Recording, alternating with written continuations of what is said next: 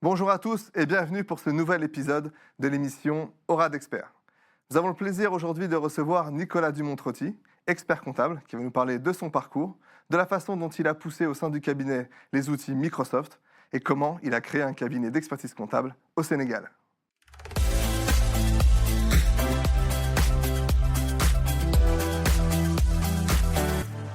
Du coup, bonjour Nicolas, on te reçoit aujourd'hui au sein de Aura Expert. Donc, tu es né le 1er août comme Yves Saint-Laurent, la comtesse de Ségur, Jason Momoa ou Damien Cèze. De qui tu te sens le plus proche? Alors là, le problème, c'est que déjà bonjour à tous les deux. Je vais essayer d'être poli. Et est-ce que tu peux me rappeler, parce que je pense que j'en connais pas la moitié en fait, à vrai dire. C'est Yves Saint-Laurent. Yves Saint-Laurent, voilà. Plutôt créatif, visionnaire, vulnérable, introspectif. Le grand couturier. Voilà. Ça oui, ça va. Généralement, ça va. Comtesse de Ségur, c'est plutôt bienveillante, image morale, pédagogue, traditionnelle avec une touche d'humour et observatrice et réaliste. Est-ce que j'ai besoin de présenter Damien Cèze? Damien Cèze, le chanteur. Ouais, le chanteur. Tout à Ouais. fait. Bah après, je connais pas les traits de personnalité de Damien Cèze, mais Alors pour nous, voilà, plutôt engagé, révolté, poétique. Malgré tout, voilà. Bon, la Ouais. musique solitaire, plutôt indépendant. ok. Et Jason Momoa, c'est aventurier audacieux, charismatique et chaleureux, et protecteur et engagé. Ok, bah pour l'instant, moi, j'irais plutôt, je vais garder l'aspect créatif Ouais. que j'aime bien. Ah, donc Yves Saint-Laurent, Yves j'irais. Saint-Laurent. Voilà. Allez, Un super. peu flatteur. Non, mais on va voir Ça si, me va bien, voilà. si on arrive à traduire ce côté-là au long de l'interview. Et du coup, pour commencer, on va parler par le début de ton histoire, ton enfance. Oula, mon On va enfance. commencer par ça. Ouais. Donc, peut-être, on Ok. a vu que tu es né à Mantes-la-Jolie. Alors, tout à fait. Je suis né à Mantes-la-Jolie, mais on n'est pas resté très très longtemps. Mes parents, qui connaissaient bien la région de Grenoble, ont décidé de déménager, j'avais 4 ans. Voilà. Et après, j'ai été très longtemps dans les montagnes, en Chartreuse, du côté de Saint-Bernard-du-Touvet, ce qui m'a permis d'avoir une enfance autour de la cabane, du jeu dans les bois. Ok. Et après, des histoires de séparation, etc. J'ai poursuivi à partir du lycée côté de Saint-Martin-d'Air, tout à fait autre ambiance, voilà, un peu plus quartier, mais très mixé. Voilà, parce qu'il faut savoir qu'à Saint-Martin-d'Air, on a aussi tout le côté de Saint-Martin-du-Riage qui vient. C'est pas les mêmes populations que les quartiers aux alentours du lycée. D'accord. Donc très mélangé. Voilà, si je peux résumer le lycée. Et puis après, Grenoble. Voilà. Ok. Puis après, Quand je même, peux voilà, t'es resté dans la région. Je suis resté dans la région et Plus j'ai qu'à pas 4-5 fait ans. grand-chose à Mantes-la-Jolie. Il faut dire que c'est, bon, pour ceux qui nous regardent, qui seraient du coin, c'est pas hyper sexy, il faut dire. La montagne, c'est pas mal. Quand on a connu, Ouais. on n'a pas très envie d'y retourner. Après, c'est histoire de goût. Oui. Exactement. Voilà. Tu as des frères, des sœurs? C'était l'ambiance à la maison? c'était Ouais, quoi? tout à fait. Ouais. J'ai un frère, un petit frère, Ok. voilà, qui est dans la finance aussi, dans le contrôle de gestion, on va dire. Mais il est arrivé là un peu par hasard, un peu comme moi, on verra peut-être par la suite. Là, on va le voir, tout à fait. Voilà, et après, ma maman ayant refait sa vie avec quelqu'un vers mes 7 ans, j'ai eu la chance d'avoir, pas vraiment des demi-frères, demi-sœurs de sang, mais avec qui on a partagé 7 ans de notre enfance, donc ça crée des liens. Ok. Ouais. Et pas mal de souvenirs. Très bien. Exactement. Parce que tes parents, ils étaient dans le milieu de la comptabilité? Pas du tout. Absolument pas. Alors, j'ai appris après coup que ma grand-mère était comptable, elle travaillait dans des cabinets d'expertise comptable. Et D'accord. mon père est ingénieur en informatique et passionné d'astronomie. Ok. Et ma mère est prof de maths, mais voulait faire clown. Ok. Bon, voilà. Il y a quand même beaucoup de liens avec les chiffres. L'informatique, bon, Ah, une disons part une 0 et facilité 1. scientifique, voilà, on va dire. Mais bon, moi, j'ai découvert la profession d'expert comptable que très tardivement. Quoi. Ouais. On aura l'occasion D'y revenir. Ouais. d'y revenir exactement. Nicolas, le rêve d'enfant, c'était quoi? Le rêve Tu d'enfant. voulais devenir quoi? Pour un métier, on va dire. Ouais. Alors, le souvenir que j'ai de quand mon père surtout me demandait mais qu'est-ce que tu veux faire plus tard? Je me rappelle lui avoir dit un jour, je veux gérer des entreprises. Ok. Et à quoi il m'a répondu, mais en fait, c'est pas un métier. Donc, tu vas faire l'école scientifique, tout ça, tu vas apprendre quelque chose, mais gérer des boîtes, en fait, c'est pas un métier. Bon, il s'avère qu'après coup, du coup, je me suis retrouvé à pas gérer une boîte, mais plutôt à contribuer à gérer Ouais. 300 ou 400 boîtes. Ouais, c'est clair. Donc, finalement, je m'y suis retrouvé. Ok. Mais voilà, j'avais ce projet. Alors, je sais pas pourquoi ça devait me faire rêver. Ah, Et t'as après, durant la petite enfance, j'ai pas trop eu de trucs du genre je vais être pompier, je Non. vais être dans... Non. C'est pas Ouais, vous êtes, J'avais pas, non, j'étais plutôt un peu rebelle. J'avais plutôt pas envie de travailler, en fait, voilà. Si, boulanger, fut un temps, quand j'étais beaucoup plus jeune. Voilà, j'aime beaucoup la pâtisserie, j'aime beaucoup la gastronomie de manière générale. Ok. Donc, voilà, j'avais une petite envie là-dessus, puis après, j'ai eu ce projet-là. Et la passion de l'astronomie, alors, elle s'est transmise au fiston ou Pas pas tant, non, Pas non, tant, non, non. pas tant, non, non. D'accord. Voilà, bon, j'ai une petite culture, du coup, de base, on va dire. Mais pas plus que ça, non. Ok. Et du coup, comment on passe en se disant je souhaite gérer des boîtes à je vais m'orienter vers l'expertise comptable. Alors ça, c'est du hasard. Du hasard, un complet hasard. Si je résume le passage du lycée à l'expertise comptable, comment dire ?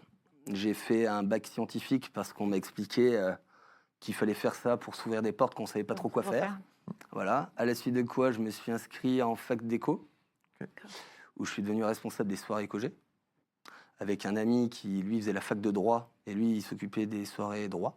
Ok. Voilà, on C'est quoi, c'est des soirées du coup d'étudiants c'est ça soirées étudiantes, du BDE, ouais.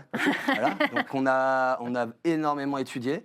Du coup, j'ai fait 2 premières années, voilà. Ouais. Et à la suite de ça, j'ai eu le projet d'apprendre l'anglais. Du coup, je suis parti à Londres pour essayer d'apprendre l'anglais parce que je parlais pas un mot d'anglais sur l'été.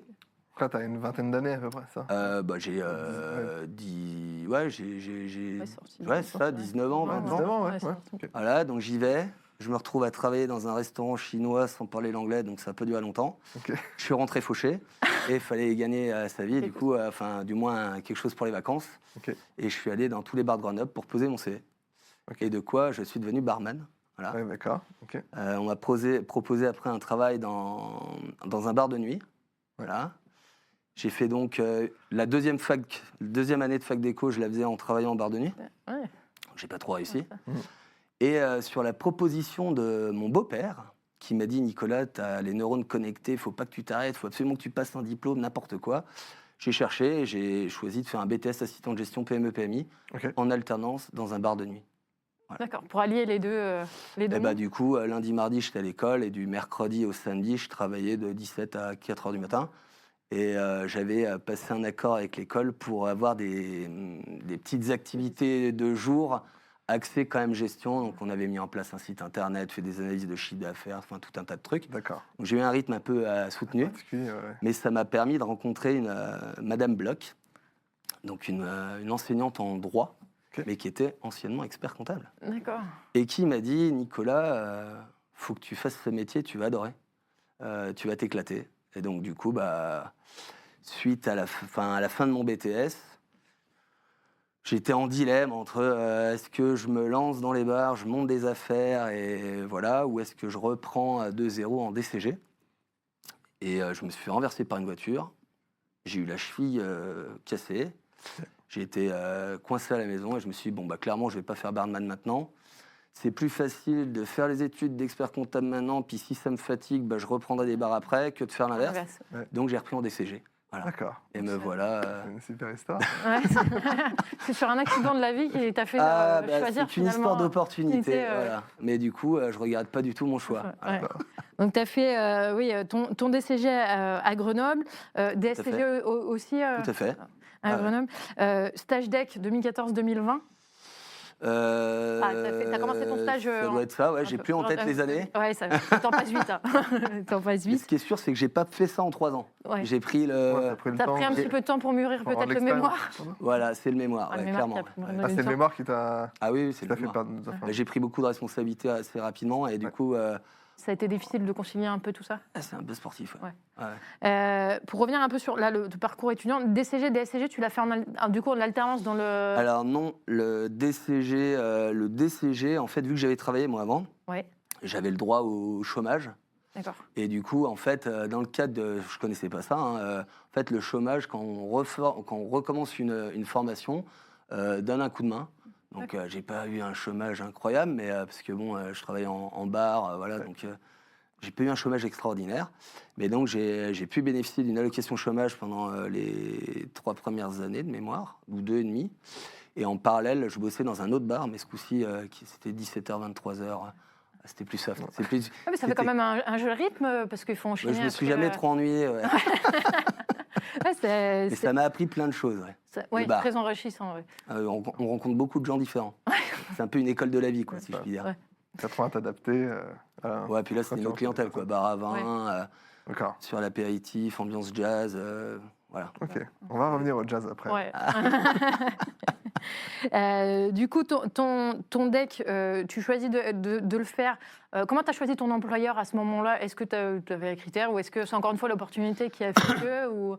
Pour le stage? Ouais, ton stage. Alors moi, le stage, en fait, j'ai fait le DSCG, je l'ai fait quand même, pas en alternance, mais en quasi-alternance dans un tout petit cabinet. On était 3 ou 4 à l'époque, voilà, où j'ai travaillé sur du petit dossier.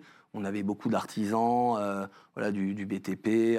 Puis moi, j'avais fondé un espace de coworking avec d'autres personnes. Donc, j'avais un peu des clients dans le digital, on va dire. Okay. Mais très peu d'expérience en audit. J'en avais fait un peu avec Robert Girard en sous-traitance au sein du 8T2, mais pas une grande expérience. Et je connaissais pas du tout le monde de la conso. Donc, en fait, quand j'avais annoncé à M. Chekar que je souhaitais quitter le cabinet pour le DEC parce que je voulais une autre expérience, une autre aventure, j'avais demandé au cabinet de recrutement de trouver un cabinet où je pouvais faire de la conso, de l'audit, de l'expertise comptable, à taille humaine et franco-suisse. Beaucoup de critères. Voilà. Et donc, vu que j'avais anticipé la chose, un jour, il y a un cabinet qui m'a dit, écoutez, j'ai tout, mais j'ai pas la Suisse. On va voir quand même. J'ai dit, allons-y. Et donc, j'ai rencontré Pierre-Maxime, qui, lui, venait de créer son cabinet 1 an avant. Oui. Tout seul. Conso, expertise, audit. Il n'était pas en Suisse, on n'y est toujours pas, mais peut-être que ça viendra. Et on a discuté pendant 2 heures, puis à la fin on a dit c'est bon, on y va quoi. Donc c'est comme ça que l'aventure a démarré. Est-ce que si tu avais une certaine liste de critères, est-ce qu'aujourd'hui ça serait les mêmes ou est-ce que tu... Ouais, enfin moi, surtout au-delà du fait de dire je voulais faire de la conso pour voir ce que c'était, etc., moi, surtout, je cherchais à avoir beaucoup de liberté. Voilà, de liberté. Et dès l'embauche, moi, j'avais annoncé un peu la couleur à Pierre-Maxime en disant, moi, de toute façon, je veux être chef d'entreprise. Si je passe ce diplôme-là, c'est pas pour être salarié. Donc, soit à la fin, on va s'associer, soit, en fait, je vais monter mon cabinet. Donc, en ça, moi, j'ai trouvé ma place, mais alors parfaite. Pierre-Maxime m'a laissé énormément de liberté, d'organisation, de choix, dès le démarrage. Donc, si c'était à refaire, en tout cas petit cabinet, si c'était à refaire, je referais, clairement. À ce moment-là, tu étais expert comptable et stagiaire, tu avais un contrôleur adjoint d'un moment qui t'était affecté. Est-ce que tu en as gardé un souvenir particulier Bien sûr, mais on se recroise encore régulièrement, bien sûr. Ça se fait, alors, je sais qu'il y en a qui les voient pas souvent, voire pas. Ça n'a pas été du tout le cas avec Florent Rapin, qui nous a conviés à déjeuner, à se rencontrer, etc. Voilà, après, j'ai remis mes rapports comme il se doit. En temps voulu. Et puis, on se revoyait à certains événements organisés par l'ONU, notamment. Voilà. C'est chouette d'entendre ce discours-là, parce qu'effectivement, on entend souvent dire que les contrôleurs adjoints peuvent être absents. Donc, l'idée qu'on en a, c'est déjà aussi de motiver des confrères à venir en tant que contrôleur adjoint, parce que ça fait découvrir des personnalités et des futurs confrères. Et d'avoir en plus le recul de dire que tu le côtoies encore, c'est vraiment sympa. Je trouvais que ce qui était sympa, c'était cette première rencontre avec on était 3, je crois, à l'époque. Voilà, la rencontre. Et voilà comment ça va se passer.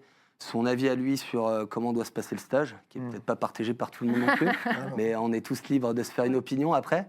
Mais voilà, ça c'était très sympa. Et puis après, on a échangé au travers des soirées, des rapports.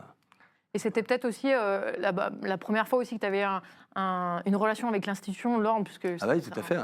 À ce moment-là, tu en avais quelle perception, toi, de l'ordre Je me faisais pas franchement d'opinion particulière. Non, moi, ce que j'ai bien aimé, ce qui a été donné par l'autre, c'était la formation, la première journée de formation quand on est inscrit, là, où du coup, on avait des confrères, des consoeurs qui venaient un peu exposer leur parcours. Et moi, ce que j'avais apprécié dans ce cadre-là, c'est qu'on avait des gens très différents, quoi. Ouais. C'est-à-dire qu'on avait quelqu'un qui venait... alors, les noms, il ne faudra pas me les demander, parce Non, que mais on j'ai une très mauvaise mémoire des noms.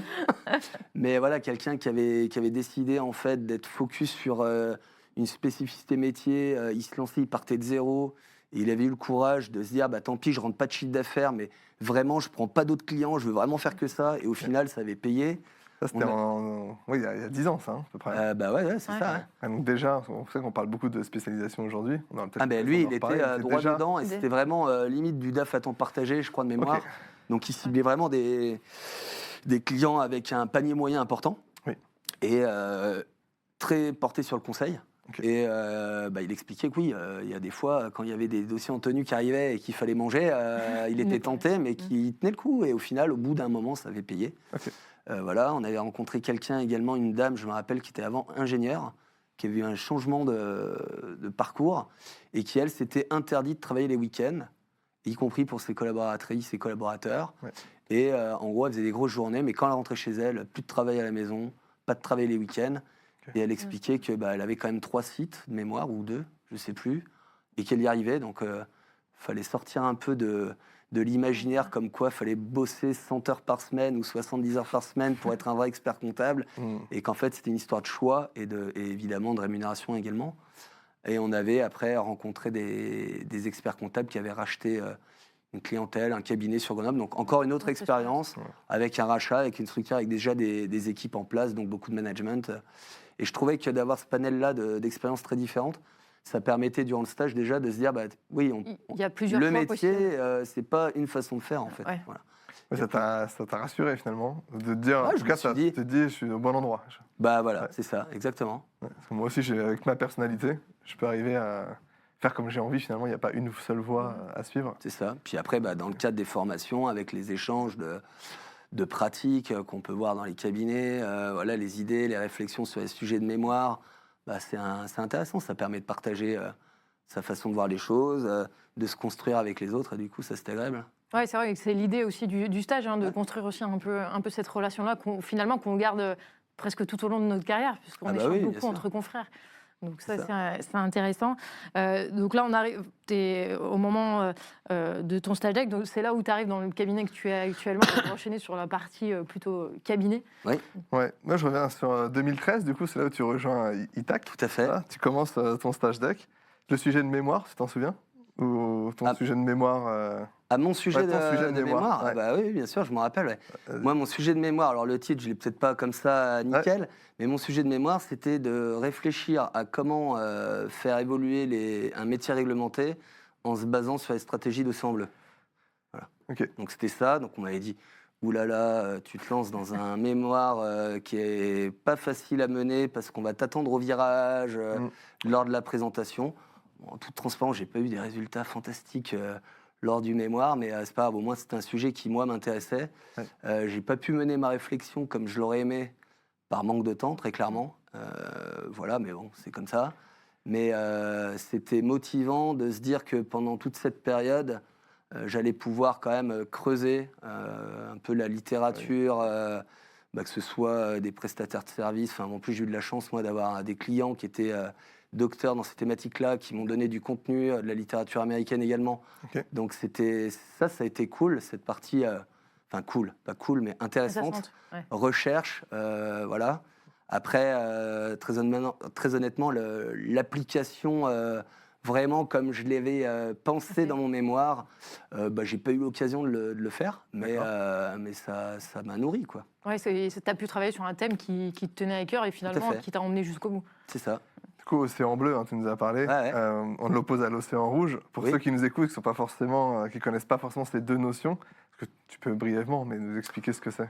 Brièvement, en 3 mots, on va dire que la stratégie qui est portée au travers de la stratégie en Océan Bleu, c'est de se dire les stratégies habituelles opposent 2 choses. C'est soit on se différencie par le coût, et donc en gros on fait moins cher que l'autre, et donc du coup on gagne des parts de marché en étant moins cher. Soit on se différencie par la valeur, et donc du coup on apporte une valeur supplémentaire à quelque chose, et ça justifie un surprix. Et ce qui est dit dans les courants classique, mais bon, avec les années qui passent, ça devient de moins en moins classique, on va dire. Mais c'est qu'on ne peut pas faire les deux en même temps. Parce que si on se bat à la fois sur le coût et sur la valeur, ça ne marche pas.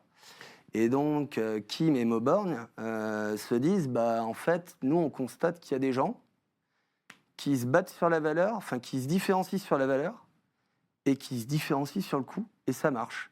Et du coup, vu qu'ils se différencient sur les deux à la fois, en fait, ils ne sont plus en concurrence avec qui que ce soit. Donc, ils ne se bagarrent pas avec des concurrents. C'est ça le fondement de base. Okay. Et donc, ils présentent tout un tas de cas pratiques pour expliquer, regardons ce qui se fait dans le cirque, avec le Cirque du Soleil, où, en gros, on fait de l'hypercali à destination d'un public assez aisé, où on vend les places chères, alors que les autres, dans le cirque, habituellement, ils se battent pour la famille avec les enfants, pas cher, etc. Par contre, on exclut complètement ce qui est réfractaire au niveau du cirque, c'est-à-dire les animaux, etc. Et on en fait un spectacle à haute valeur avec des coûts faibles, ou du moins un prix de vente très élevé. Et on se différencie parce qu'il n'y a personne qui propose la même chose. Donc, on a des parts de marché et donc on gagne beaucoup d'argent. Il doit pas y avoir beaucoup d'autres mémoires qui sortent de ce sujet, un expertise. Je sais plus. Quelqu'un qui parle vraiment de ça complètement pas trop. Ouais. Après, il y a eu quand même pas mal de... Enfin, j'avais fait mon travail de recherche pour voir si le sujet avait été abordé. Ouais. Après, il y a quand même pas mal de mémoires sur la stratégie. Il y en a, mais voilà. Parfait. Quand on a interrogé ton associé... Vous l'avez interrogé. Quand on a demandé donc lui, il sait en fait ce qu'on est en train de... Plus ou moins. Il a une petite idée. Et ça, ça rejoint ce que tu disais. Il nous a parlé d'électrons libres. En parlant de ça, Nicolas, c'est un électron libre. Il a 1000 idées à la seconde. Et il nous a dit, il a commencé par ça. Quand je l'ai eu au téléphone, il m'a dit, c'est une bonne pioche. Tu étais son premier salarié. Et il a cette notion de bonne pioche. Comment... Voilà, est-ce que tu peux nous parler un petit peu de ta relation avec ton associé? Comment ça s'est passé finalement le recrutement? Ta vision à toi, de dire, tu recherchais un employeur? Le recrutement, en fait, ça s'est passé qu'on s'est rencontrés, on a fait les échanges... traditionnel lors d'un entretien d'embauche, et après on s'est mis à parler de littérature, de science-fiction, d'informatique. De tout sauf de la compta. Et en fait, ça s'est aligné. Voilà. Après, il m'a avoué quand même, ce qu'il n'a pas dit, c'est que j'étais pas son premier choix. Mais que j'ai été le seul qui acceptait finalement de... Enfin, pas le seul, j'étais le deuxième choix. Mais que moi, j'avais accepté de rentrer dans un cabinet où, en fait, il n'y avait rien de structuré. J'étais le premier salarié. Lui, il avait créé il y a 1 an. Alors, il y avait quand même des choses de structurées parce qu'il avait quand même son expérience, etc. Mais a priori, ça faisait peur à pas mal de candidats. Okay. Voilà, de se dire, comment je vais... Voilà, financièrement aussi, comment ça va se passer. Enfin, il y avait eu pas mal de craintes. Alors moi, j'avoue que ça ne m'a pas traversé l'esprit un seul instant. Okay. Moi, je cherchais vraiment un endroit où je pouvais m'épanouir et prendre de la compétence et participer vraiment au développement et à la mise en place. Ouais. Donc là-dessus, ça a été génial. Voilà. C'est vrai que souvent, des confrères, des consoeurs qui se lancent, qui sont ex nihilo, qui sont confrontés parfois à un premier recrutement, le conseil qu'on donne et que je donne, et qu'on m'avait donné et que je n'ai pas suivi, c'est de dire, voilà, vous démarrez, vous avez besoin finalement de déléguer des choses, donc prenez quelqu'un de compétent tout de suite et ne visez pas le prix, on va dire, en prenant un collaborateur junior. Ouais. C'est le conseil qu'on m'avait donné que je n'ai pas suivi et je m'en suis mordu les doigts. En 2015, personnellement, lui, il l'a suivi. En te recrutant finalement en tant que premier salarié, il avait quelqu'un qui avait de l'expérience. Alors j'avais de l'expérience, par contre, je me rappelle que la première année, on n'avait pas tout à fait les mêmes manières de travailler. Quoi. Donc je me suis pris quelques tacles quand même. Hein. Voilà, j'avais une expérience dans un cabinet d'expertise comptable, enfin un expert comptable qui avait une vision qui se défend tout à fait, hein, qui est de dire en fait, s'il n'y a pas de risque client, en fait, ça ne sert à rien en fait. Okay. Qu'est-ce qu'il appelait par risque client? Par exemple, un risque fiscal. C'est-à-dire que si on fait... Mais quelque part, ça rejoint un peu des fois les échanges qu'on peut avoir entre consoeurs, confrères, de se dire, est-ce que vraiment c'est utile de faire de la surqualité? Juste pour le plaisir de faire de la qualité. Et donc, lui, il le faisait. Il se disait, mais en fait, moi, si j'ai pas de risque fiscal, en réalité, pourquoi se prendre la tête? Et puis, c'était quelqu'un, petite structure, il connaissait tous ses dossiers par cœur. Donc le formalisme était un peu moins poussé parce qu'en réalité, il était sur le terrain de tous les dossiers. Ouais. Pierre-Maxime venait d'un cabinet d'une autre taille, avec d'autres manières de travailler. Et moi, je me rappellerai toujours que le premier dossier que j'ai rendu en me disant « Oh là là, je me suis donné », Ah, ça fait, tu sais quoi, tu reprends, tu refais tout, quoi. Ah, ouais, d'accord. Ok. Donc Et, une exigence. Une exigence. importante, ouais. Ouais, bah oui, c'est clair. Mais par contre, c'est formateur. Oui. Et après, bah voilà, je me suis donné, et puis je me suis fait au process. Et après, tu as formé les autres. Parce que du coup, le cabinet a continué de Tout à grandir. fait, ouais, bien sûr. En 2018, tu deviens associé. Ouais. Comment tu fais comment ça arrive déjà de se dire je vais m'associer alors que tu n'es pas encore diplômé, hein. Je suis pas encore diplômé, non, je suis pas encore diplômé. Alors, je suis pas encore diplômé parce que du coup, mon stage, je le fais un peu traîner. Oui. Alors, je le fais un peu traîner parce que je prends des responsabilités au sein du cabinet. Oui. Parce qu'aussi, j'ai eu l'opportunité de donner des cours à l'IUT2. Ok. Donc, Pierre-Maxime m'a dit, vas-y, pas de souci.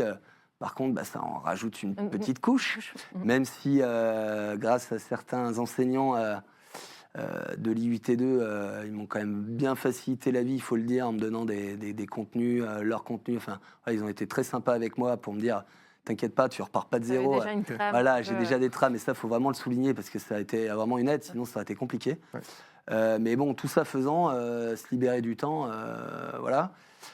J'étais très investi.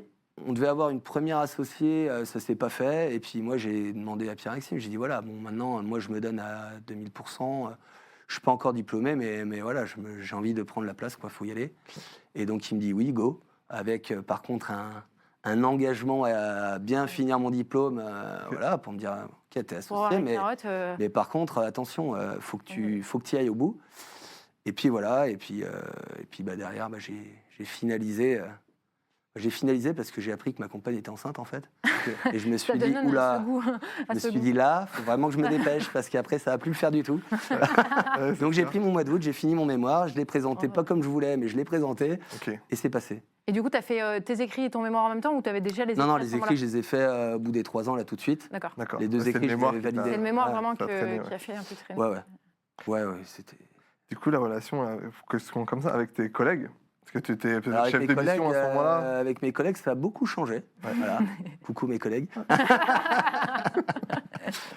C'est vrai que Pierre-Maxime m'avait dit, tu verras, quand tu vas passer associé, bon, à un moment donné, tu vas plus avoir les mêmes relations. Voilà. Puis en plus, le cabinet a beaucoup bougé, hein, parce que premier salarié, puis après on passe à 5, puis après on passe à 10, puis après on passe à 15, puis après 20, 30. Voilà, l'organisation changeait très régulièrement. Oui. Et du coup, oui, effectivement, très rapidement, j'étais moins intégré dans les apéros du jeudi et du vendredi soir. Voilà, il y avait un peu plus de distance qui se faisait. Et puis voilà, c'est comme ça, c'est la vie, quoi. Ouais. Du coup, mais bon, après, en l'occurrence, mes collègues de l'époque ont quitté la structure. Okay. Et on se revoit...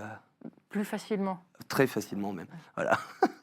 Et avec l'associé, du coup, parce que du coup, tu étais avec ton boss qui devient qui reste peut-être ton boss, mais qui devient aussi ton associé. Je sais pas, est-ce que c'est particulier? En fait, comment tu le vis? C'était... Vu que j'avais quand même beaucoup de liberté très vite, moi, j'ai pas ressenti... Enfin, j'avais quelque part... Genre, peut-être que Pierre-Maxime pensera pas la même chose, mais j'avais presque le sentiment d'avoir pris la place avant d'avoir contractualisé la chose. Okay. Donc ça s'est fait au fur et à mesure, ça s'est fait naturellement. Le fait aussi que la personne qui devait s'associer initialement, finalement, fasse pas le projet et décide de s'en aller, du coup, il y avait une place, voilà. Et en fait, ça s'est fait un peu naturellement. Et au final, la signature, bon, si, quand même, on va s'associer. Mais ça s'est fait très progressivement. Et du coup, en fait, j'ai pas eu de grosses révélations. Comme le diplôme, quoi. J'ai eu le diplôme où j'étais déjà associé. Ouais. La continuité. C'était plutôt un soulagement de me dire, ça y est, c'est bon, passé. Voilà. Mais ça m'a pas fait un choc. Non, j'étais très content d'avoir fini, voilà, parce que c'était très très long. Mais ça m'a pas changé fondamentalement les choses dans mon quotidien, quoi. Ouais, parce que c'était déjà. Il n'y a pas une rupture, en fait. Ça s'est fait avant. En fait. Et du coup, vu que ça s'est pas fait sur un acte ou une journée donnée, ça s'est fait dans la continuité. Ça a été assez fluide, si je puis dire. Voilà. Et là, aujourd'hui, toujours 2 associés ou... Alors aujourd'hui, non, on a un peu plus d'associés aujourd'hui. Okay. Voilà, on a associé Aude pour la partie sociale sur une structure, voilà, qui est à Bayonne. On a associé Mickaël, donc Mickaël qui lui s'occupe de tout ce qui est lié à la consolidation des comptes de groupe maintenant et de l'expertise grand compte. Bon, en gros, c'est des dossiers où on fait à la fois la révision, puis derrière, généralement, on consolide. Et on a associé également Carlo pour développer la Savoile. Ok. Voilà. Le cabinet a le vent en poupe. Et justement, avec les autres associés, comment... Enfin, toi, en tant que... Tu étais à la jeunesse du projet, finalement. Tu as toujours embrassé cette idée de devenir associé. Oui. C'était le deal de départ, tu nous l'as exprimé. Tout à Tu as fait. eu ce positionnement, tu as attendu 5 ans, etc. C'est l'opportunité qui a fait que. Quand vous avez dû intégrer un troisième associé, comment Alors après, ça c'est un s'est peu fait différent parce Ouais. qu'aujourd'hui, nous, on a fait le choix, avec Pierre-Maxime, d'être tous les deux associés sur la tête de groupe, on va dire. Ouais. Et après, de chercher des associés métiers ou régions. D'accord. Donc aujourd'hui, on a des rôles qui sont très différents. C'est-à-dire qu'Aude, elle est vraiment en charge de tout ce qui est le social. Oui. Voilà, Mickaël, il s'occupe également d'un métier, même si c'est un peu plus élargi. Carlo va s'occuper d'un département. Alors qu'avec Pierre-Maxime, on est plutôt sur l'ensemble. Et en fait, ça se passe très bien. Enfin, moi, j'ai pas eu de... Enfin, il n'y a pas de hiérarchie ressentie, il n'y a pas de conflit, il n'y a pas de... Voilà, après, bon, bah, entre associés, on ne partage pas toujours les mêmes avis. Hein. C'est normal, heureusement. Mais Mais d'ailleurs, c'est ce bien qui ça fait aussi l'objectif. Oui, voilà, c'est ce qui fait aussi L'objectif, la c'est aussi richesse à un de moment donné, l'association. parce que si on n'a que des gens qui ont peut-être 1000 idées à la seconde, à un moment donné, on se perd, on se noie. Voilà, donc non, on a des tempéraments très différents, on a des expériences différentes, on a des souhaits différents, mais en tout cas, on arrive à trouver une raison commune. Voilà. On revient un petit peu en arrière. On a compris que tu as fait beaucoup de choses un peu tout en même temps. Tu menais à beaucoup de choses de front. Et on a une petite image à te montrer. Donc, Oui. on revient en 2017. Puisque vous avez une antenne du coup au Sénégal. Tout à fait. Donc, et on va parler un petit peu de comment on arrive un peu cette idée-là. L'opportunité, voilà. Toujours et encore. Ça répond vraiment à notre cabinet. Hein. Non, en fait, c'est venu naturellement, si je puis dire. En fait, j'ai un ami client qui a l'opportunité de créer une structure au Sénégal dans la communication, voilà. Truc qui n'a rien à voir. Hein. Et ils vont là-bas, ils montent une société. Ils ont quelques difficultés avec leurs experts comptables locaux. Parce qu'ils n'ont pas fait les bons choix. Ils ont fait un peu les choix aussi que certains de nos clients font. C'est-à-dire, je privilégie le moins cher, mais voilà. Ouais. Donc, ils ont changé 2 ou 3 fois, je crois, sur les 2 premières années. Okay. Et puis, ils me tannaient un petit peu. Ils me disaient, Nico, viens, tu viens au Sénégal, on te reçoit et tu regardes un peu notre compta, quoi. Tu nous donnes un peu ton avis. Donc, je dis à Pierre-Maxime, écoute, ils veulent absolument que j'y aille. Et puis, en plus, ils payent le billet d'avion, quoi. Pierre-Maxime me dit, écoute, vas-y. Donc, j'y vais 1 fois, j'y vais 2 fois. Puis un soir, je me rappellerai, on prend l'apéro, voilà, on rigole. Et puis il me dit, j'en ai marre. Je cherche des gars pour bosser dans la com. J'ai que des CV de comptables. Le monde à l'envers. Nous, le truc, c'est que des comptables, on a du mal à en recruter.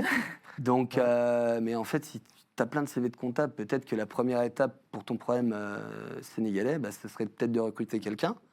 Tu la recrutes, moi je la forme. Elle fait la compta de la boîte sénégalaise. On a un recours à un expert comptable pour nous faire la révision, l'alias fiscale, mais au moins la compta, elle est chez nous. Et puis, on peut la checker, quoi. Donc, on fait ça. Puis, elle a une copine qui veut bosser, qui cherche un emploi. Puis, on lui dit, viens, on te recrute. Puis, tu vas faire, du coup, la comptabilité des sociétés du groupe. Ouais. Et puis, voilà. Et puis, de fil en aiguille, de la même manière, on a monté une équipe. Et on a monté une structure là-bas et aujourd'hui, il y a après ça bouge un peu, mais entre 20 et 30 personnes. Ouais.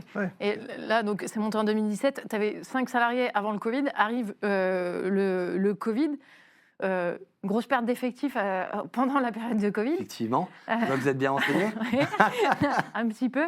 Là, le cabinet passe un peu en mode gestion de crise. Vous perdez un tiers de l'effectif sur la partie expertise comptable. Non, sur la partie expertise comptable France, on perd 90% des chefs de mission. Ouais. Énorme. À ce moment-là, qu'est-ce qu'on se dit et comment on réagit face à tout ça? En fait, on perd quasiment tous les chefs de mission. Il ne restait plus qu'Ophélie, donc qui était je ne sais plus si elle était encore en alternance d'ailleurs, mais en alternance cumulée, donc elle avait une belle expérience chez nous. On perd effectivement aussi la collaboratrice qui s'occupait de la conso. Ok. On perd un chef de projet informatique qu'on avait déjà recruté à l'époque. Et du coup, effectivement, avec Pierre-Maxime, on se retrouve au bureau, puis on se dit, il faut qu'on mène une action, parce qu'on veut surtout pas que ça fasse la même chose au social et puis à l'audit, quoi. Ouais. Donc déjà, première chose, on définit une stratégie, comment on se redresse, comment on l'expose à notre associé maintenant, donc Aude, et puis à notre responsable audit à l'époque, pour que déjà, ils voient que c'est la crise, mais qu'on a pris les choses en main, que ça va se redresser, et que non seulement on va se redresser, mais en plus on va faire mieux qu'avant. Et donc on s'est lancé là-dedans, et puis ça a plutôt bien marché. Heureusement pour nous, effectivement, c'est qu'on avait quand même la structure au Sénégal qui nous a permis d'assumer le courant. Ouais. Donc, parce que recruter quand on est confiné, c'est pas simple. Voilà. Donc on a eu ce passage-là qui s'est fait assez facilement. On a réussi à recruter assez rapidement aussi. Et donc finalement, on a rebondi, mais c'était une petite période de stress, quoi. Ouais, et au niveau du coup de la structure du cabinet, dans votre fonctionnement, parce que vous faites beaucoup recours à l'automatisation, ce genre de choses, est-ce que vous l'utilisez beaucoup? Est-ce que ça a pu aider justement aussi à la gestion de crise? Alors oui, après, nous, pour la petite histoire, le Sénégal, c'était vraiment une histoire d'opportunité, parce qu'à l'époque, avant le Sénégal, on était hébergé chez quelqu'un qui faisait de l'automatisation et qui avait une équipe aussi en Tunisie, et qui nous avait dit, si vous voulez, on le fait. Et on a toujours refusé. On avait dit, nous, on veut pas. En fait, on veut automatiser, mettre des robots. Enfin, voilà. Et puis, c'est pas le sens de l'avenir que de délocaliser. Ouais. Le truc, c'est qu'au Sénégal, c'est pas qu'on est délocalisé. C'est pas du tout ça qu'on fait. C'est pas je donne des factures à une entité qui n'a rien à voir avec nous, et voilà. C'est juste qu'on a une équipe qui est formée comme les autres, sauf qu'elle n'est pas située en France, elle est située là-bas. Mais c'est notre équipe, ils échangent avec les clients. Enfin, ils sont formés ils ont en gros des managers en France. Enfin, voilà, quoi. Du coup, tout ce qui est plan comptable, études comptables, c'est similaire quasiment à la France. D'ailleurs, pour certains, ils passaient même les DSCG en ligne. Okay. Ils se formaient. Okay. Il y en a qui veulent venir aussi en France après passer leur DEC. Et le plan comptable est quasi similaire. Les règles fiscales sont quasi similaires. Donc, du coup, après, à former à nos particularités françaises, ça va assez vite. Et puis maintenant, la structure, on parlait de 2017, quelques années. Donc on a aussi des personnes sur place qui sont très très bien formées, qui sont des très bons relais, et ça fonctionne, quoi. Et donc à l'époque, oui, il y a de l'automatisation, il y a de l'automatisation, tout est relatif, il y a l'OCR, ça fait de la pré-compta, etc. Malgré tout, il faut quand même qu'il y ait des gens pour finaliser, pour préparer les déclarations de TVA, pour avoir un peu d'échange avec les clients, et quand on n'a plus personne, c'est sportif. Donc là, heureusement, on avait un backup. Ça nous a un peu conforté dans l'idée qu'on avait quand même une bonne idée de le faire, et d'avoir finalement, nous, ce qu'on appelle nos supporters au Sénégal, qui vont plutôt s'occuper de la gestion au quotidien, du traitement comptable, etc., et plutôt des copilotes. C'est pour ça que j'aime bien le label copilote, parce que c'est vraiment ça l'idée, de dire des conseillers qui, eux, vont faire de la gestion de projet, piloter les travaux là-bas et avoir le relationnel avec les clients. Ça fonctionne plutôt bien. Et du coup, quand il y a un départ qui soit d'ailleurs parce qu'on n'est plus d'accord, ou parce que des fois des gens partent parce qu'il y a des choses de la vie, ils partent pas forcément avec une animosité, ça permet une certaine continuité aussi dans les dossiers, parce que y a toujours un binôme qui se fait, quoi. D'accord. Et au niveau des outils, le fait d'avoir des antennes comme ça un peu réparties, sur même un territoire différent, est-ce que vous avez mis du coup des process particuliers liés à ça? Et puis même là, la gestion de crise, ça suppose, pour réagir assez vite, d'avoir des process assez établis. Alors ce qui se passe, c'est qu'avant le Covid, parce que c'est pendant le Covid qu'on a eu ce problème, avant le Covid, j'ai commencé à dire, à l'époque, il y avait Skype. C'était pas Teams. J'avais dit, déjà, je veux plus de mail interne, que du Skype. Parce qu'on se retrouve avec des boîtes mail qui sont polluées par je vais aller au resto, je vais ici, OK, au machin. Et du coup, on sait plus, on avait du mal à trouver les priorités. Et puis après, il y a eu Teams qui est sorti. Au début, on ne savait pas trop ce qu'on allait en faire. Et après, j'ai dit, en fait, on va tout passer dans Teams. Toute la relation client, on la passe dans Teams. Et du coup, dans Teams, on se retrouve avec des messages qui sont émis par les équipes en France, les équipes au Sénégal, les clients, tout est centralisé. Il y a une continuité dans les échanges, ce qui fait que si quelqu'un n'est pas là, vu qu'il y a tout dans le canal, il n'y a pas de sujet. Okay. Et on m'avait dit à l'époque, mais Nicolas, t'es un fou, aucun client n'aura envie d'aller dedans. Je dis, mais en fait, c'est pas compliqué, c'est ceux qui veulent pas y aller, et ben on va juste s'en séparer, parce qu'on ne peut pas avoir une stratégie organisationnelle qui est bâtie sur le bon vouloir de chacun. Donc, en expliquant les choses, en ayant un minimum de pédagogie vis-à-vis de sa clientèle, en expliquant qu'on sera plus réactif, que ce sera historisé, que ce sera plus facile pour eux, et que pour ceux qui ont le plus de difficultés, on prend le temps de les former à l'outil, il n'y a aucune raison qu'en fait les gens n'y aillent pas en fait. Et donc l'idée c'était de se dire on veut une passerelle commune où on n'est pas dépendant d'un éditeur. C'était une vraie volonté parce qu'on a eu une mauvaise expérience dans les années d'avant d'un éditeur qui a été racheté par un grand cabinet que je ne citerai pas et qui a mis tout le monde dehors. Et heureusement à l'époque on avait une petite clientèle, mais quand il faut repenser toute son architecture IT, c'est compliqué. Donc là, on voulait vraiment être indépendant des éditeurs et on a dit, on va tout mettre dans Teams et on va connecter toutes les plateformes à Teams. Ça existe toujours aujourd'hui. Ah bah oui. Et puis alors, après, quand il y a eu le Covid, que tout le monde est passé dans Teams, bah nous, on a beaucoup rigolé quand même. Alors, pas rigoler du Covid, évidemment, mais non, mais ça nous a... déjà en place conforté dans cette idée ça nous a beaucoup facilité parce que la chose, parce que du coup, vous posiez la question par rapport au fait d'être sur plusieurs pays, mais en fait, on peut travailler de n'importe où. Du coup, n'importe où, les échanges avec les clients, pareil. La téléphonie passe par là aussi. Et après, j'invente rien. On a des outils qui sont dans le cloud. Alors nous, on héberge chez nous, enfin chez Azure, mais les outils sont disponibles partout. Enfin, moi, j'ai travaillé un mois depuis la Thaïlande. Ça pose pas de problème. On reviendra dessus, effectivement. Est-ce que tu as vu des postes qui existent aujourd'hui, qui n'existaient pas il y a 10 ans, sur l'évolution un peu du métier, ou que tu pourrais avoir au sein de ton cabinet ? Alors, j'avoue que je ne suis pas beaucoup les posts. Voilà, ça fait quelques temps maintenant que je m'écarte un peu des réseaux sociaux. Alors des postes vraiment, des collaborateurs. Des collaborateurs, est-ce que des emplois, des postes, pardon. Je parlais des postes LinkedIn emplois, ou autres qui parlent de l'évolution. Non, c'est sur les emplois, les recrutements que tu peux faire aujourd'hui, sur les cibles que tu recherches. C'est une bonne question. Aujourd'hui, on est plutôt sur des recrutements traditionnels, je dirais. On n'a pas vraiment changé notre politique de recrutement. Après, c'est vrai qu'on a...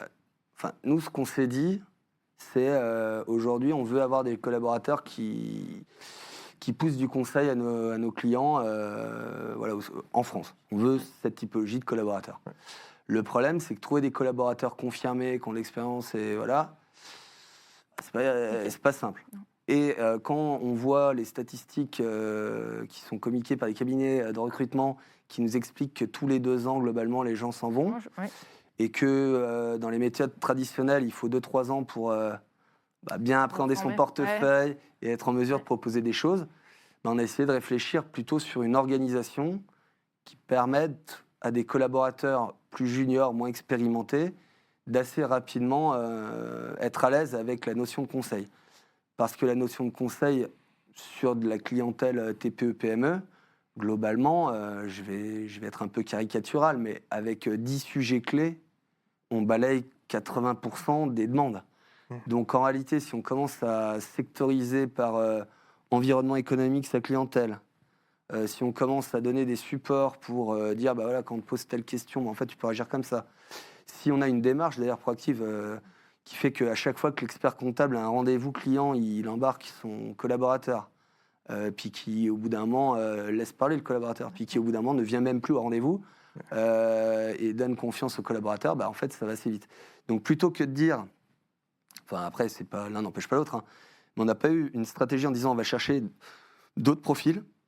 On a plutôt une stratégie pour se dire comment, avec ces profils juniors, on arrive à faire en sorte qu'ils soient à l'aise dans la relation client, déjà, qu'ils n'aient pas peur d'appeler, et qu'ensuite, ils soient à même de répondre à une bonne partie des besoins, qu'ils soient proactifs, et puis qu'après, quand ils n'ont pas la réponse, comme nous, des fois, on n'a pas la réponse, on demande l'avis à l'expert comptable, on demande l'avis au copain, on demande l'avis à l'avocat, au notaire ou à qui que ce soit. Et de bien faire comprendre ça. Comment on fait pour qu'ils n'aient pas peur d'appeler, alors? Ça, on le voit. C'est leur grande... En fait, j'en ai parlé avec mes amis, les mêmes qui sont au Sénégal, qui, eux, ont une boîte d'événementiel. Et un jour, l'un des associés directeur commercial me dit, mais en fait, nous, on a sectorisé par... comment il m'a dit ça? Par taille de clients, donc les petits comptes, les grands comptes et tout ça. Et il me dit, j'ai rencontré une directrice commerciale, je ne sais plus quel groupe, qui a dit que c'était une très mauvaise idée. Et parce qu'en fait, le problème du discours, il n'est pas tant du fait de la taille de la société, mais il est plutôt dû à l'environnement dans lequel évolue ton client. Et donc, elle lui avait conseillé de sectoriser par métier. Ok. Donc, on a mené une réflexion auprès des collaborateurs en disant, voilà, tous nos clients, on va essayer de trouver 6 à 7 secteurs d'activité qui va regrouper des artisans, enfin des petites boîtes, des grandes boîtes, des BNC, des BIC, peu importe, mais par environnement économique, parce que finalement, ces gens-là, ils partagent le même langage. Et après, on va dire aux collaborateurs, choisis 1 à 2 secteurs. Alors, honnêtement, l'objectif, c'était de faire en sorte qu'ils n'aient pas plus de 2 secteurs à gérer. Oui. Sauf que quand on regarde, une fois qu'on avait sectorisé notre clientèle, on avait des collaborateurs qui avaient 6, 7 secteurs. Ok. Et donc forcément, quand on n'a pas l'expérience, s'adresser à tous ces intervenants avec la même fluidité, c'est très compliqué parce qu'il faut connaître le métier, il faut suivre l'actualité du métier. Donc on a essayé de faire en sorte qu'ils ne se retrouvent plus qu'avec que 2 secteurs qui les intéressent pour se dire, maintenant, quelque part, toi aussi, fais l'effort de suivre la presse, de lire les choses un peu, les échos, j'en sais rien quoi, sur le secteur. Et puis, vu qu'ils interagissent qu'avec des gens un peu du même secteur, ce que nous dit l'un sert à l'autre, en fin de compte. Et donc, après, ça va vite, quoi. Okay. Ouais, c'est sûr. Donc, il y a eu ça comme première étape. Voilà. Okay. Oui, c'est intéressant. Est-ce que tu peux nous parler un peu de ton rôle aujourd'hui au sein du cabinet, si tu as une journée type un peu à définir journée électron libre. Là, ça va être difficile pour toi. Mais pas une journée non, type. mais pour expliquer un petit peu, aujourd'hui, ton cabinet, on se demande, avec tout l'historique qu'il a, qu'est-ce que tu peux faire aujourd'hui comme Moi, aujourd'hui, donc on a plusieurs métiers. On a dit, on a la conso, on a le social, on a le juridique, on a l'IT, on a l'expertise comptable. Moi, aujourd'hui, je m'occupe de piloter le pôle expertise comptable. Okay. Voilà.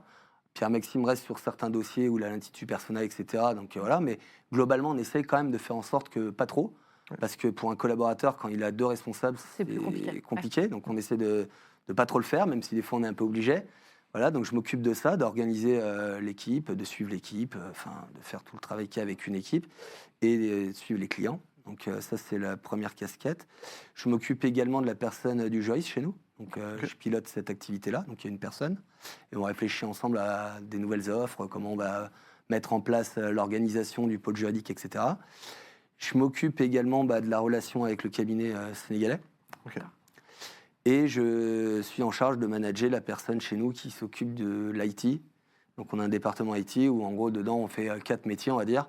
L'automatisation de process avec les outils Microsoft, donc Power Automate, qui était l'occasion de faire une petite présentation au label Copilote. La BI, donc les tableaux de bord, sachant qu'aujourd'hui on a fait le choix nous, de développer dans 2 technos, Power BI et puis Digdash, voilà. Et on fait un peu de développement d'applications également. Et l'IA, alors l'IA, on a commencé à s'y intéresser vraiment avant qu'il y ait ChatGPT. Donc on a réfléchi à mettre en place des chatbots plugués à Power Automate pour automatiser des réponses ou aider un petit peu. Puis après, avec l'arrivée de l'IA générative, ça a tout pété. Donc on a remis à zéro toute notre réflexion. Pendant 1 an et demi, vu que ça change toutes les semaines, c'était compliqué. Et là, après, on a souhaité se faire accompagner un peu par la BPI pour mener une réflexion, un petit audit et de voir en fait, sur quel projet on va aller porter notre réflexion sur l'IA. Voilà. Okay. Là, en termes d'outils de production, aujourd'hui, vous êtes sur ACD. Sur ACD. Voilà, on était avant sur Quadratus et après, on a migré sur ACD quand ils nous ont fait le forcing pour passer en comme ils appellent ça, on demande. Là, voilà. Nous, on veut, vu qu'on veut automatiser des choses, faire des requêtes, etc., on veut avoir la possibilité d'accéder aux données en direct et ça, on ne peut pas le faire si on est hébergé chez quelqu'un. Ouais, c'est plus compliqué. Écoute, tout l'aspect avec la suite je m'occupe de ça aussi. Ouais. Je m'occupe de toute l'infra informatique avec un partenaire qui est basé à GR. Et c'est moi qui gère toute la gestion des VM, des sauvegardes, de la cybersécurité, etc. D'accord. Ouais. Donc je m'ennuie pas trop. Oui, effectivement, ça va faire des journées bien remplies. Sur l'aspect suite Microsoft, organisation, est-ce que tu peux nous en parler à quoi ça vous sert concrètement avec Power Automate? Combien de mails tu reçois par jour? Ça m'intéresse. Mais même la genèse, en fait, historiquement, la réflexion, elle était de se dire, on avait un compte Microsoft. pour gérer du OneDrive, du SharePoint. Pierre-Maxime, il avait souscrit à ça, ou je ne sais plus comment on a décidé de le faire, mais voilà. Et à côté de ça, on avait One and One pour les mails et les machins. Sauf qu'en fait, quand on paye une licence Microsoft, en fait, on paye déjà pour avoir les mails et tout ça. Donc on a commencé à dire on va centraliser. Et après, Microsoft, au fur et à mesure, ils ont étoffé leur environnement de tout un tas d'outils que quasi personne utilise, alors qu'en fait, tout le monde le paye. Donc moi, vu que j'aime bien ces sujets-là, et que des fois je m'ennuie comme ça, du coup je creuse et je me dis tiens mais c'est génial, je peux faire ça avec l'outil, je peux l'organiser comme ça, etc. Et donc c'est comme ça qu'on s'est mis à vraiment utiliser pleinement, autant qu'on peut le faire, Essayer de pousser. D'essayer d'utiliser l'outil pour lequel on paye en fait, et de se dire en fait tout le reste, je vais arrêter de le payer. C'est pour ça qu'effectivement les outils à destination de la profession qui gèrent de la GED ou des choses comme ça, moi je me dis pourquoi je vais payer 10 balles de plus par dossier alors qu'en fait, je le paye déjà. Donc après ça nécessite effectivement de s'organiser, de développer des choses en interne. Mais comme je l'expliquais, aujourd'hui tout est géré à travers Teams. Donc on reçoit quand même des mails, parce que les clients, même si on leur dit de passer par Teams, oui, il y en a toujours. Là, sur Teams, aujourd'hui, tu as une conversation par client qui est ouverte. En gros, historiquement, on avait créé une équipe par métier et des canaux par client. Et dedans, on travaillait, etc. Alors ça, c'était pour la partie interne. Et puis pour la partie client, on créait une équipe par client et on parlait avec eux dans les équipes. Donc on a une équipe par client, un canal par thématique. Et dans chaque canal, on a les publications, on échange avec le client sur la thématique, on crée des topics. Et puis dans la partie fichier, il y a tous les fichiers. Donc ce que nous, on doit déposer, on vient le déposer là. Et ce que le client doit déposer, il le fait dans Teams. Voilà. Après, avec les outils type Power Automate, on se dit, tiens, c'est un peu con. Si le client il dépose les fichiers dans Teams, si après il faut que j'ai mes chefs de mission là, qui récupèrent les fichiers pour les mettre dans ACD, c'est un peu dommage. Donc du coup, on a réfléchi avec un développeur, un client qui nous a aidés là-dessus, pour dire tiens, comment je vais avec Power Automate dynamiquement récupérer les fichiers qui sont déposés dans Teams pour les envoyer dans la jet de DIA, dans la panière. Voilà. Et donc ça a été le premier gros développement qu'on a fait sur Power Automate. Ça a été de dire, je vais prendre les fichiers déposés par mon client et je vais les envoyer. Comme ça, ça ne nécessite pas de faire travail. Et je vais modifier en plus dans la jet de Teams le statut pour valider le fait que ça a bien été envoyé. Puis après, on s'est dit, c'est un peu dommage, les TVA, tout ça que je génère dans DIA, il faut les récupérer. Faut les récupérer pour les déposer. On a fait le travail inverse. Voilà. Et donc, du coup, Nicolas, il est à l'origine de tous les messages au sein du cabinet. Bonjour, vous trouvez 6 juin votre TVA et tout. Donc, j'en envoie toute la journée, moi, des messages. Donc, on a automatisé ça. Puis après, on a automatisé tout un tas de choses. Et aujourd'hui, on a tout dans des sites SharePoint, à travers des équipes Teams. Nos machines virtuelles sont hébergées chez Azure. Pour la partie ACD et puis autres outils métiers. Et puis après, on backup, on essaie de tout backer en local. Voilà, en gros, c'est ça.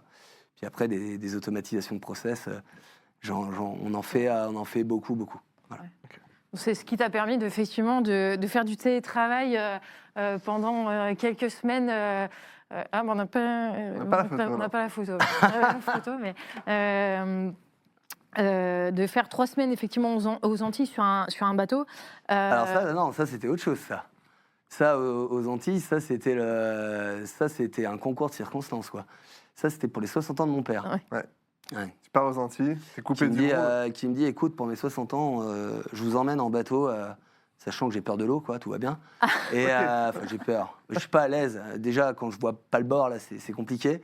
Donc on part en bateau, on fait 15 jours.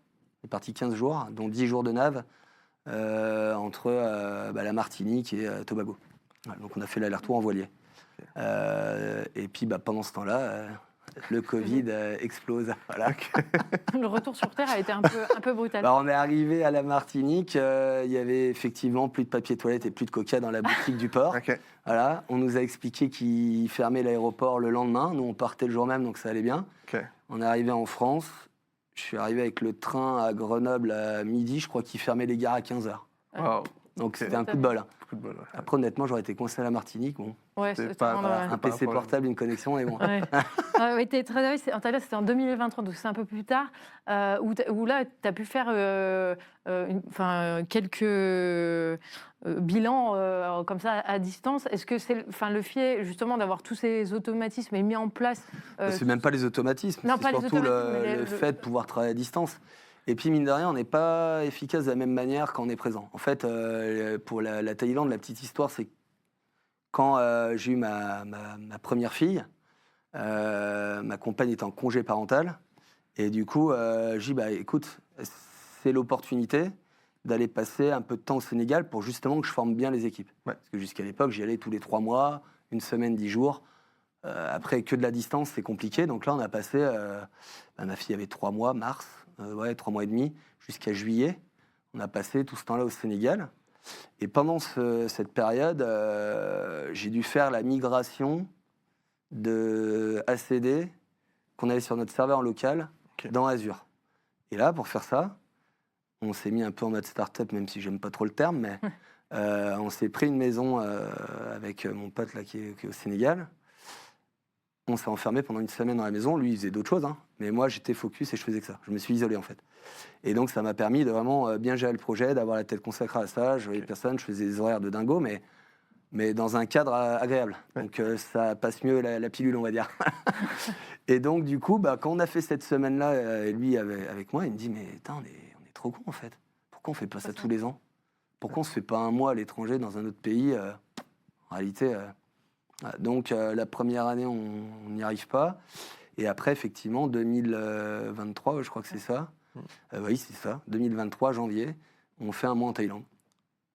Et par rapport à tes équipes, ça va pas pour la gestion Du tout. En fait, après, le rythme est un peu spartiate. Ouais. Parce que bon, moi, j'avais une fille de... ma fille avait 2 ans. Ouais. Donc, en gros, le rythme, c'était 7 heures réveillé. On kiffe jusqu'à 14 heures. 14 heures, c'est 8 heures en France. Ouais, donc c'est Par la sieste. Mm. Moi, je fais jusqu'à 18h. Ça fait midi en France.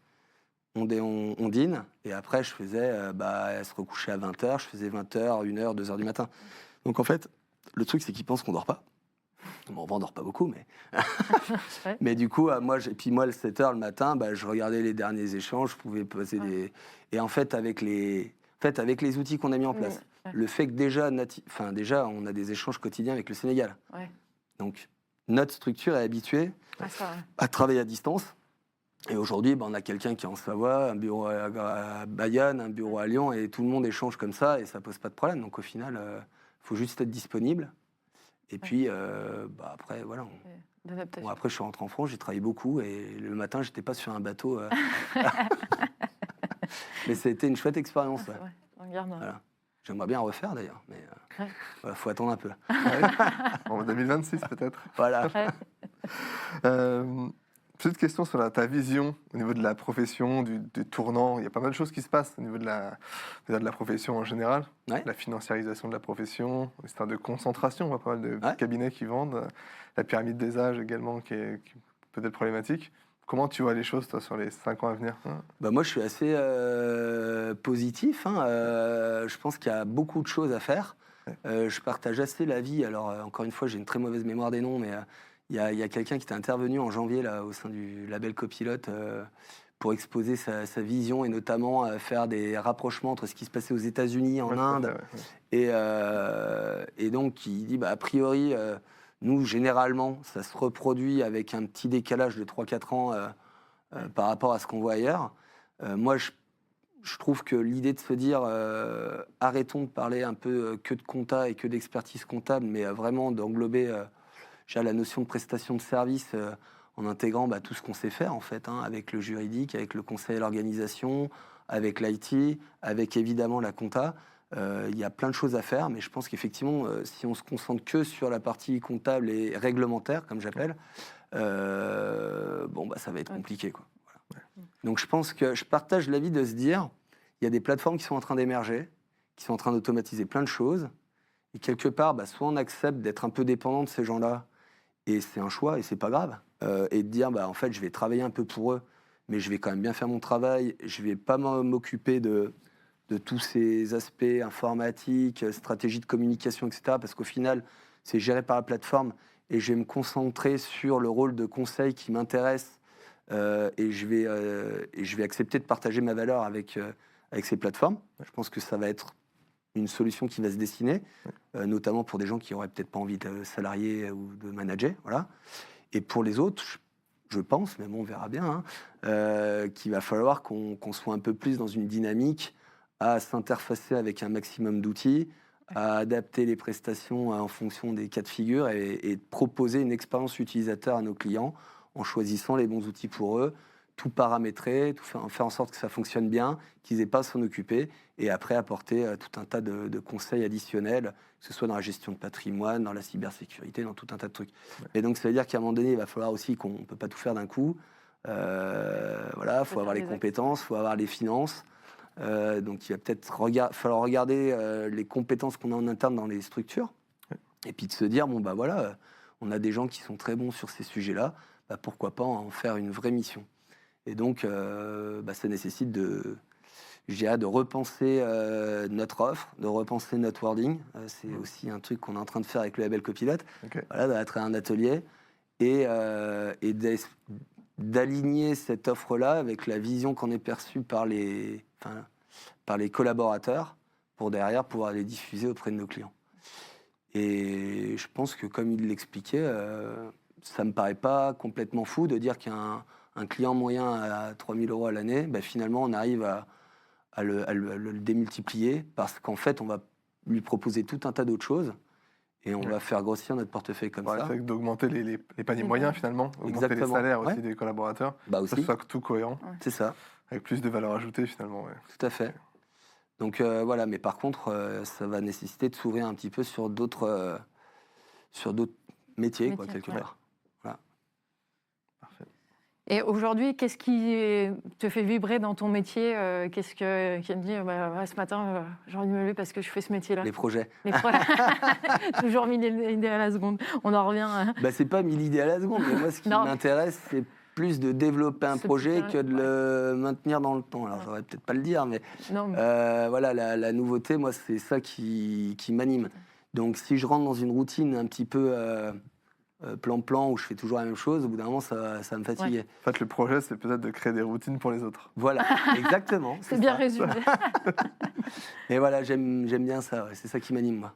Et est-ce que tu as déjà eu le syndrome de l'imposteur à te dire, en fait, ici, c'est pas ma place, ou je me sens pas... Trop. Non. Non. Même parce que tu as une reconversion, finalement. Tu pourrais te dire, j'arrive dans un cabinet. Début, mais pas du tout. Quand Pierre-Maxime te clash un petit peu sur tes premiers dossiers où tu pensais bien faire, alors oui, c'était pas bon. Ça, tu t'es pas dit. Je me suis dit, pas remis en question. Non. Si, je me suis dit, je suis pas bon. Je suis pas bon. Je vais me former, je vais écouter, je vais transformer. Mais par contre, le syndrome de l'imposteur, en se disant, je suis pas à ma place ou je vais pas y arriver. Comme on voit souvent, chez certains, on voit ça en se disant, mais en fait, pourquoi tu te mets un frein, en fait Moi, je pense qu'il m'a beaucoup facilité la chose, c'est la relation aux gens. Et ça, le bar, ça m'a enseigné. Parce que quand on parle avec des gens qui sont des ouvriers, des directeurs de banque, ou des machins, on s'adapte quand même. On adapte notre posture, on adapte un peu notre manière de discuter. Et en fait, on est tous que des êtres humains. Donc, à partir du moment où la relation humaine, ça nous fait moins peur, je pense qu'on a moins ce problème. Voilà. En tout cas, moi, j'ai pas eu trop ce sentiment-là. Non. Et après, j'ai eu des expériences compliquées, où quand on arrive et qu'on a 25 ans et qu'on est face à des dirigeants qui en ont 40 ou 45 et qui nous font vite comprendre qu'ils n'ont pas envie de nous parler à nous, mais qu'ils veulent parler avec l'expert comptable. Bon, il faut garder un peu le mental et il faut garder son assurance, être pertinent dans ses réponses et puis appliquer la rigueur qui m'a été enseignée par Pierre-Maxime. Et quand on est sûr de ces chiffres, alors au début, ça couine parce qu'on se fait rentrer dedans. Mais quand après, il voit qu'on n'est pas complètement à côté de la plaque, le regard, il change. Et puis, du coup, ça nous donne confiance en nous. Voilà. J'ai pas eu trop ce syndrome. Voilà. La confiance en soi, très important pour donner la confiance aux autres. Ouais, c'est ça. C'est sûr. Petite question. Bon, il y a des jeunes et des moins jeunes qui nous regardent, mais on va plutôt s'adresser aux jeunes, notamment ceux qui regardent un petit peu ce que le métier, la comptabilité, ils ne connaissent pas forcément, ou ceux qui viennent de démarrer leurs études en compta. Ouais. Qu'est-ce que tu leur dirais pour, si tu devais leur parler de notre métier? Est-ce que c'est un métier que tu conseillerais déjà, encore aux jeunes générations? Et voilà, qu'est-ce que tu aimerais leur dire si tu dois Je dirais que déjà, à mon époque, on me dit, ouais, t'es expert comptable, tu fais de la compta. Bah oui, mais enfin, rappelez-vous, les UV, enfin UE, ou je sais pas, qu'on passe, il y a combien d'UE de compta, hein? Il y a intro, compta approfondi et compta en DSCG. Hein. 3 sur combien? Donc, je dirais, en fait, la compta, c'est finalement, c'est une base, c'est hyper important, mais c'est très peu dans le cursus universitaire qu'on suit dans notre formation. Et ça se ressent du coup dans notre métier. C'est-à-dire qu'aujourd'hui, il y a de la compta, oui, mais c'est pas là où on nous attend forcément en plus.